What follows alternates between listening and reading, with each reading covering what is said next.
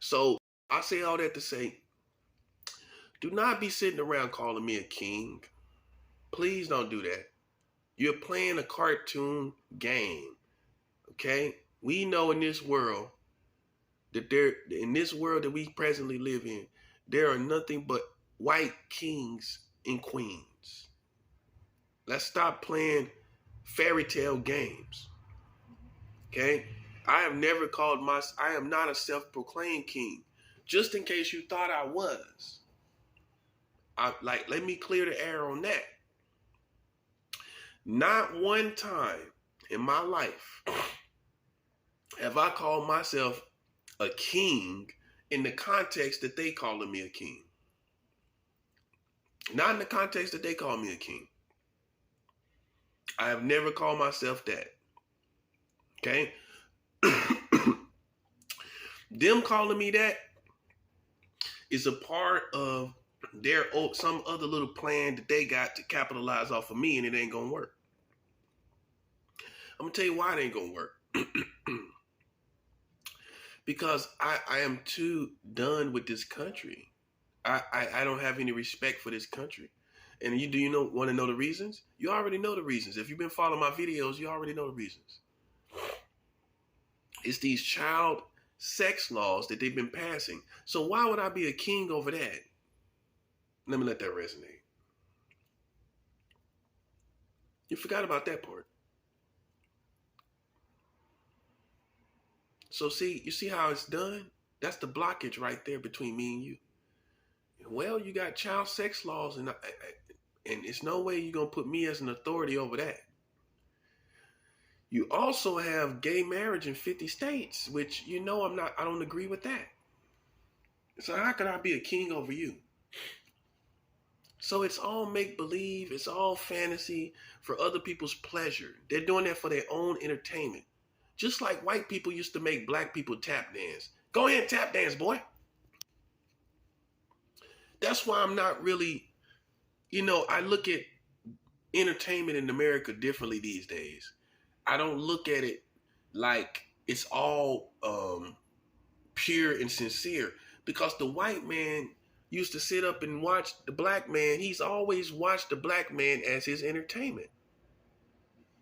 Let me let that resonate.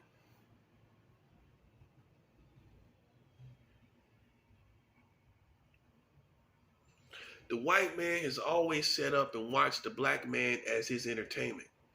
Like I'm entertaining you. Like you're so impressed by who I am. This is racist in American culture.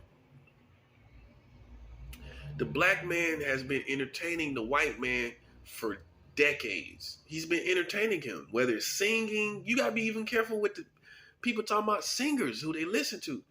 That don't mean they ain't racist. The white racist man has enjoyed the entertainment of black people. Let me let that resonate. Oh yeah, he'll sit up and get entertained by you, and you sitting up there just glad to be in front of him. You have to be very careful of the subtle hints of racism within our community that you have overlooked. Somebody calling you a king, that ain't nothing but another form of racism. That's another. How I'm a king? I'm in a roach room, a roach motel room. How I'm a king in that? Man, listen, I don't care nothing about what you say. Humble beginnings, whatever you say. No king, nobody called king should be in a roach motel. Bottom line, I don't want to hear nothing else about it. And that's why I am the way I am, and I'm bitter at that word or that term, because look at my situation. You have the luxury of calling me a king and the pleasure and getting entertainment off of my environment, and I'm sitting here broke. I'm sitting here in a roach motel. And you put yourself in my shoes. You think I'm going to sit up here and let these fools call me that? Now, if you provided millions of dollars worth of this, millions of dollars worth of that, millions of dollars worth of this, millions of dollars worth of that, then I would be, They esteem me really as a king, but you have not esteemed me as a king. You have not esteemed me as one. In other words, and I heard it from a white guy, and he put it the best. They haven't placed value on what they saying. I'm gonna let that resonate. They haven't placed value on it. They have not placed value on it. And they've been saying this since 2018. So this has been 4 years, people saying this foolishness, and they haven't put value on it. So you know what that means to me? You know what that means to me? That basically they see me as a tap dancer entertaining them. That's what it is. At the end, look, if it ain't no money, you cannot be sure someone's sincere about that, right? You can't be sure. You cannot be sure. If there is not no significant amount of money, I ain't trying to hear that getting somebody off the streets. I ain't trying to hear that. No food stamp cases, none of that EBT foolishness. There's plenty of people out here with EBT in these little Roach Motel apartments. I'm not trying to hear that. If you felt someone was a king, then you would have placed value on it by now. You wouldn't have them vulnerable to the community as well. Let me let that resonate. You would not have someone that you esteem as a king vulnerable to crazy people, vulnerable to the community, vulnerable to these people out here losing their mind. Because that person will be too valuable to you for them to be. That's the sign. That's the real sign is, if you felt I was a king, why am I vulnerable to the community? If you feel I have something that no one else has, and you feel I'm a king, then why would you place me in a place where anything can happen? That's a lie. That's a lie. I don't believe that. Now, this is how I think. This is how I think, because I'm about this for real. I'm about leadership, power, powerful people, masters, and all of that for real.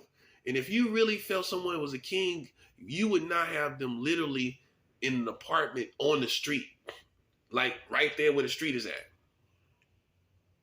That person is too valuable in your mind to be that vulnerable to everyday people. It's not that they better, they're too valuable. Anything could happen. And see, these days, the culture has influenced you to where you thinking now, if you try to raise up a king, oh, well, we want to make sure he's good with common community. You don't need to make sure that. You don't need to make sure that. It's too risky to make sure that the person is like cool with common day people. You're trying to see if the person is down to earth. What you need to be worrying about is getting your American community out of the hole that it's in. That's what you need to be worried about. While you trying to pass tests with this person and see if they're down to earth and they cool with black people, they cool with other people, while you trying to see all that, your country is being destroyed as we speak. You're wasting time on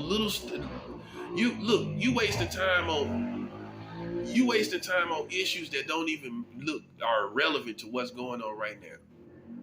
You know, if the person isn't obviously a racist or obviously a person that has hurt certain ethnicities with their bare hands or with guns and weapons, then you're wasting time trying to test that person when they could be getting on with the show and doing something else. And that's all you're doing is wasting time. That's all. Every day that goes by with me being here, you're wasting time. That's what you're doing. Because let me tell you something. Let me while I'm on this subject of kings, let's talk about it. America has never been successful with raising a king.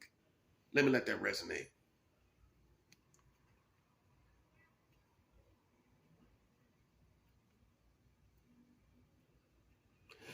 You have never, as Americans, been successful with raising a king. You have never been successful raising a king. You don't know how to do it. Let me tell you something about a king. A king already has all the goods. Let me let that resonate.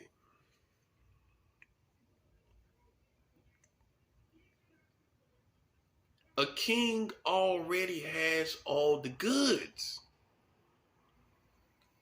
They already have it. You don't need to work on them. You don't need to test them with these ratchet politics, these hood ghetto politics, and these white military tactics and politics. You don't need to do that. And what you're also wasting time doing that. You wasting all that time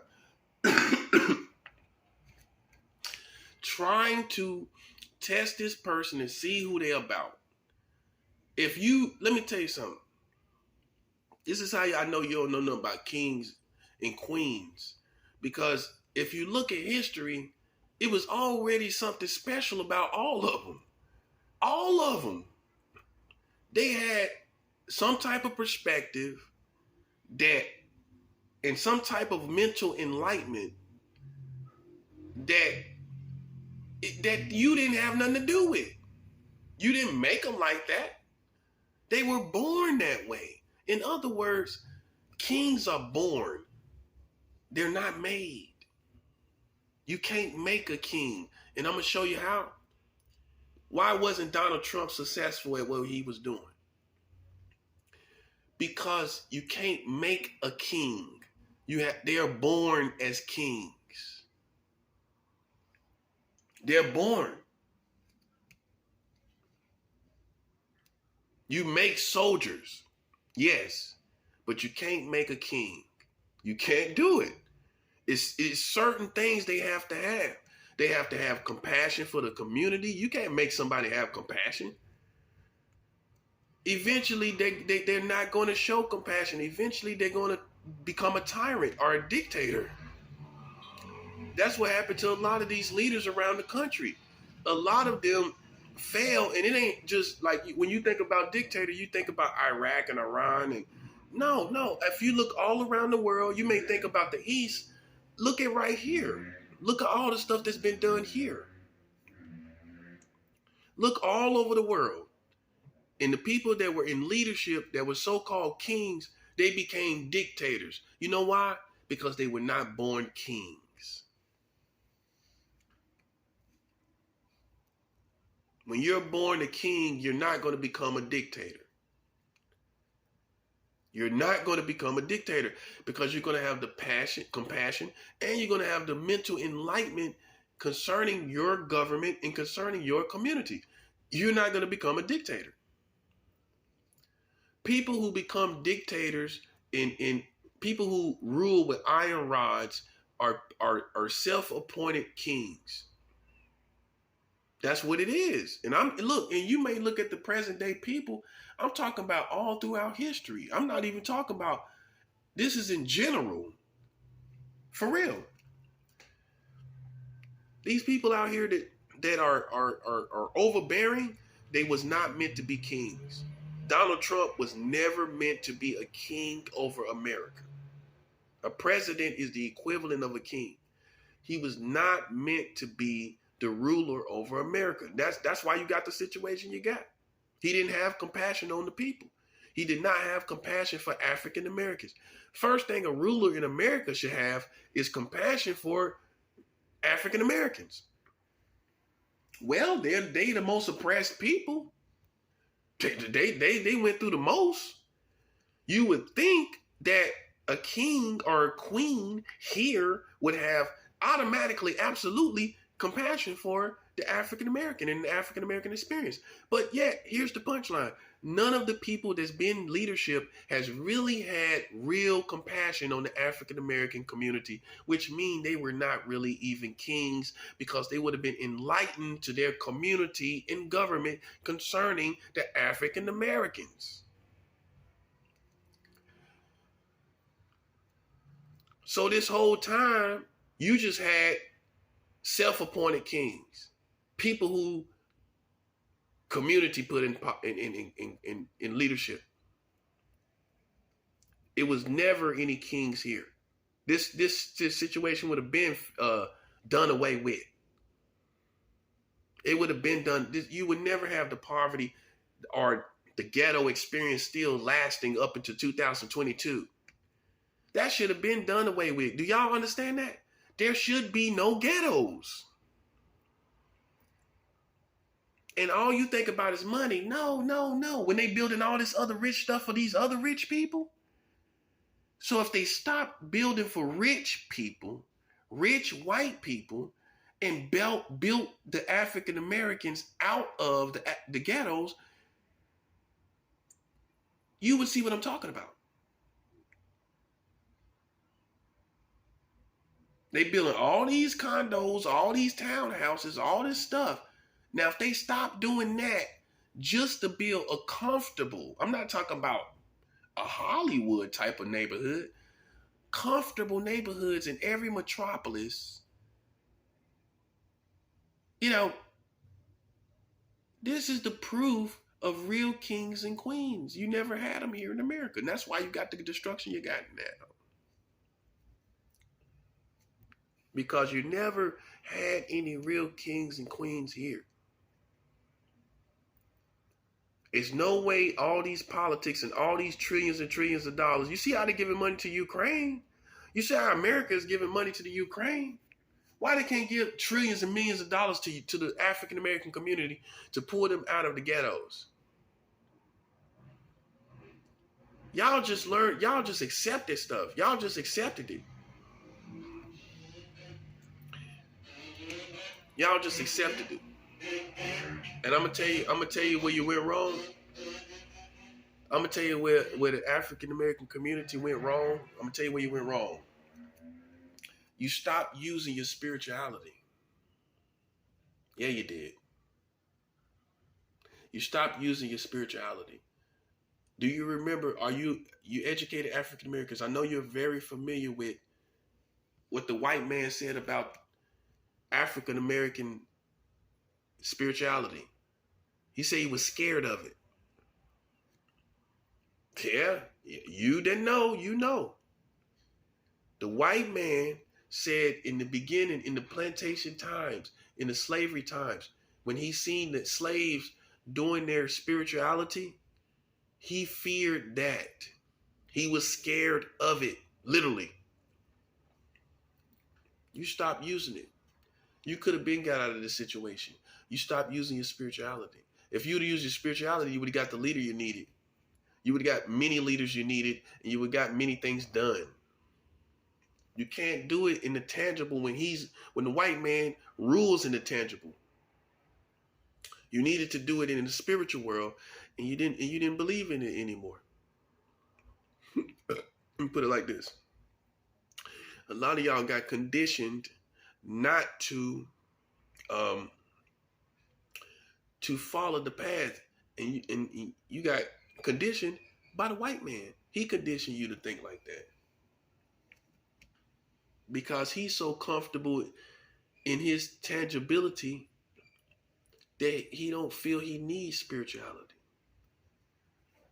Yeah, if you have millions and trillions of dollars, you know nobody's going to kill you. You know nobody can stop you. You say, hey, well, I don't need to pray. I got everything I need. But how's that working now? How's it working now? It's not working, is it? See, even the Mexicans think that a lot of black people are ignorant and stupid. Yeah, they do. You look at us with that eye. Like, why are you that smart and you're black? I'm right? I'm right about it, right? You a little racist too. A lot of y'all, some of the Asians too. You look at us like, you shouldn't be that smart. But if the white man talk to you like this, you sit there and nod and listen.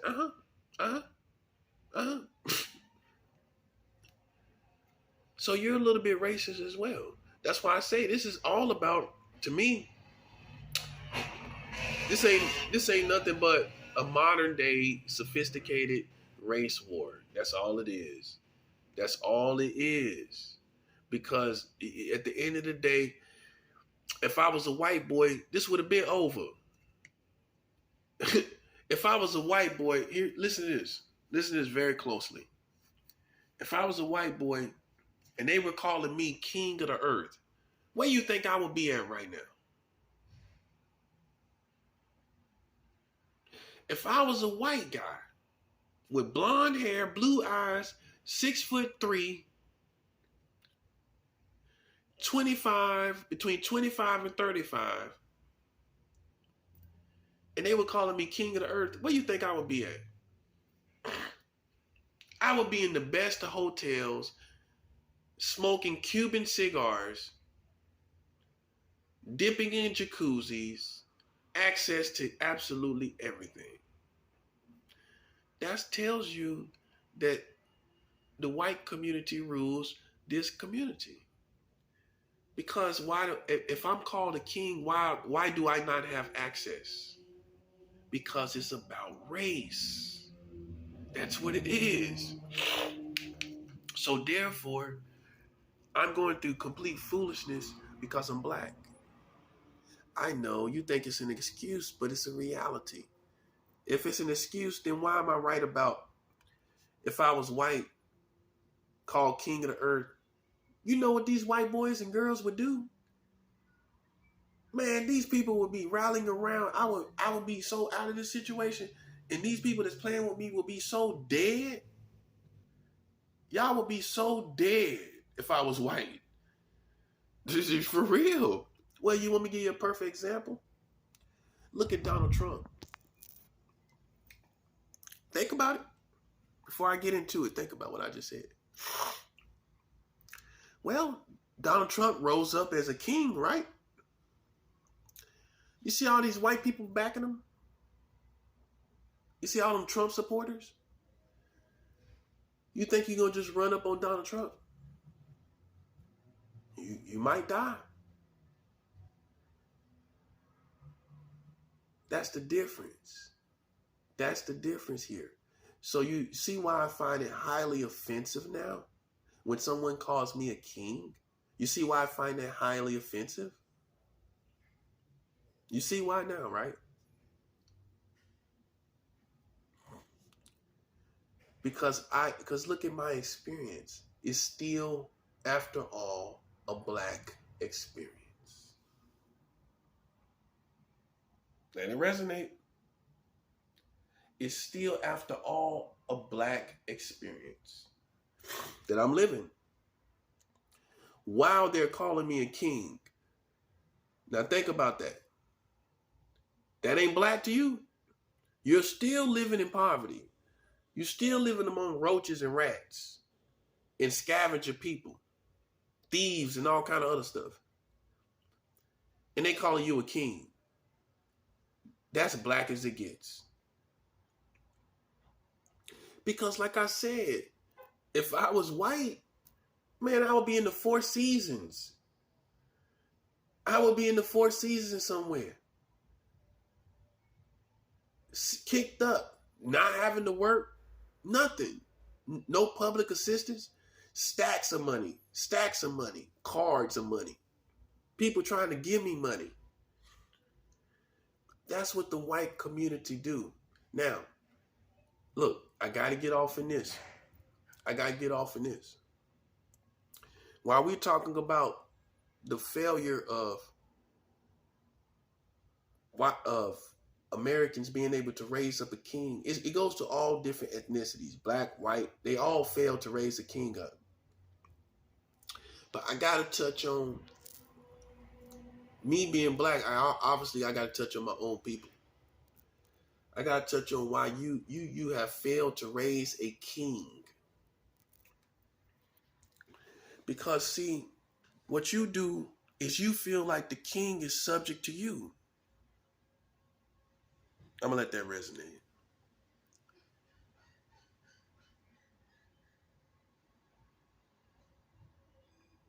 Now, If I didn't know any better, I'm not the smartest man in the world. But if I didn't know any better, isn't the people subject to the king? Not the king subject to what they think. Not the king subject to their politics. Not the king subject to their test. Not the king subject to their opinions or anything. In fact, sometimes the community opinions get trampled on in the face of a king. Who cares what you think? Really? Who cares if you think I'm a racist? Who cares what you feel? This person has the goods and this person is going to be in power. And if you don't like it, you can die. That's how it's done. That's how it's done when it's showtime for real. As far as kings go, you can die. You got a problem with this person? Well, you ain't doing nothing. That's how they going to look at it. You're not doing anything. This person is doing everything and you have a problem, then you can die. That's why y'all should be very careful when you're playing with me. You don't know who's here. You think you know who's here. You think you know. Yeah, you can die for a real king. Remember that. Why you think you little hip hop culture people that think you can play with a real king, remember you can die for playing with a king. Well, you're not doing anything. So when people weigh the odds or the cons or the pro and the cons in the situation, they're going to look at it like you're a nobody. Look, I didn't say it. They're going to say it. And I don't care how much money you got. You're self-serving with that money. You're not serving the community. You could be rich. Hey, you're self-serving. So you're a rich person, but you're self-serving though, which makes you also a nobody. Well, you're not known to the community.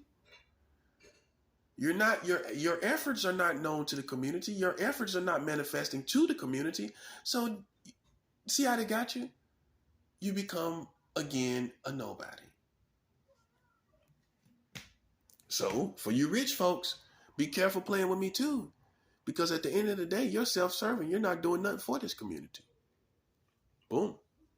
Not really. Not really. And you thought you had it going on, huh? See that? See how I got you? So at the end of the day, I'm still more of an asset than you. While you're self-proclaimed kings and queens. Now, back to why America failed.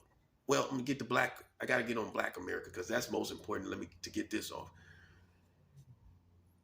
Black America, see, African American, why you never got a king and queen after Martin Luther King Jr. and Malcolm X is because I'm gonna tell you, it's some dynamics that you forgot. Well, see, the street politics start rising after the 80s, the crack cocaine and the drugs and the hip hop and the gangbanging.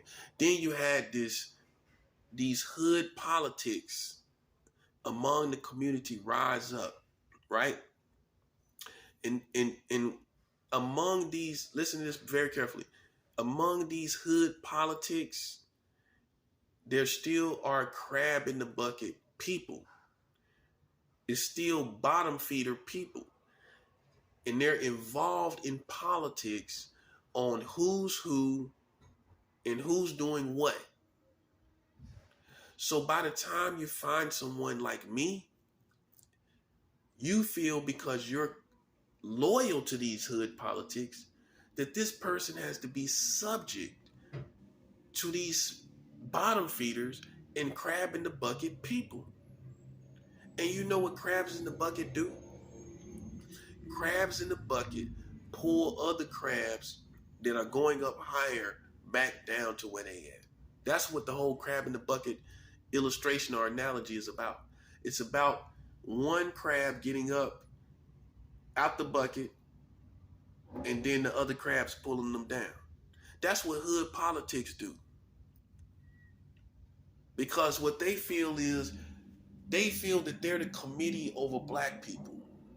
They feel like they're the committee over the African American community and experience, and they're not. That's why there's becoming a great division. Subtly it is, between two types of Negroes, two type of black people. There's coming a division because some people don't feel the need to acknowledge that, and you acknowledge it. You know you that's part of you're involved in it. You're getting money from it, so it would make sense for you to acknowledge it. But some people that are not involved in it and not getting money from it don't feel the need to acknowledge it. It doesn't affect their life. It affects your life. You feel the need to acknowledge it and hold loyalty to it because it's feeding you. It's feeding your family. It's not feeding a lot of people's family. So they don't feel the need to be loyal to this hip hop and all this other culture stuff. When you know what they do? They wind up seeing the detriments behind it.